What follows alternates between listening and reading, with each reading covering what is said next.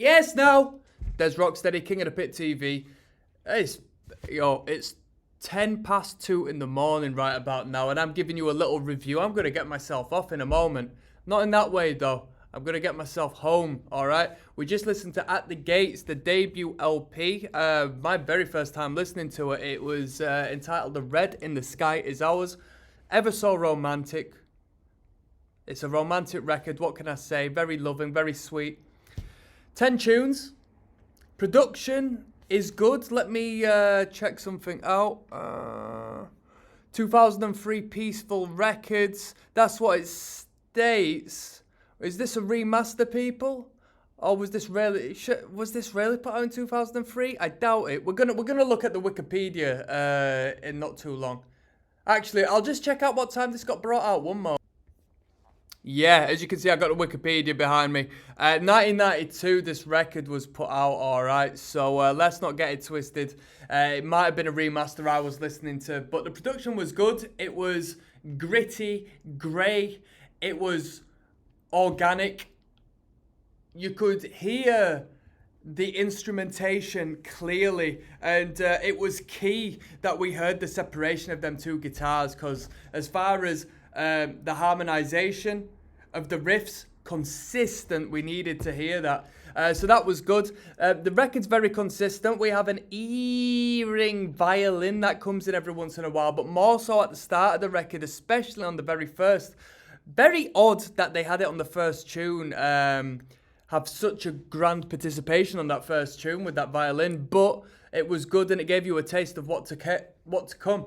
Now, what came after was just a non-stop onslaught of consistent, grim metal music. Great atmosphere. Very blackened in a sense. It was miserable, morbid, devilish in a way. The artwork influences that, and the vocal line, absolutely fantastic. I love the vocals personally, like a blackened shriek for the most part. Very cool, very cold, very hopeless sounding. The guitar riffs, for the most part, I would say 75% of the riffing is just straightforward, single note tremolo picking. More than likely with an accompanying harmonying guitar on the other end. As for what intervals we're harmonizing in, I don't know. I'm not a theoreticist. I don't really know. I can't go into that depth, but we know what we know. I mean, it'd be a minor summit. What, minor third or something? You tell me.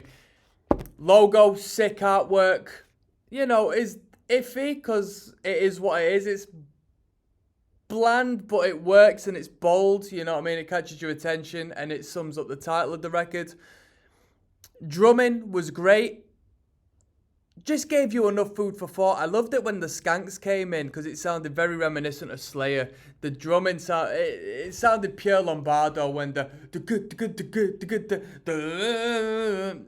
when that stuff came in, that really tickled me. The blasts were tight as hell. The sound engineering really, really gave a great clarity to the blast beats. Really enjoyed the blast beats. You couldn't fake them blasts. Really good. Blasts were scattered throughout the record. They weren't ever so consistent, which I guess it's give or take. For me, I would have liked to have heard a couple more purely because they were very, very pleasing to the ear, and you don't get that often with blast beats, do you? But the sound was really good.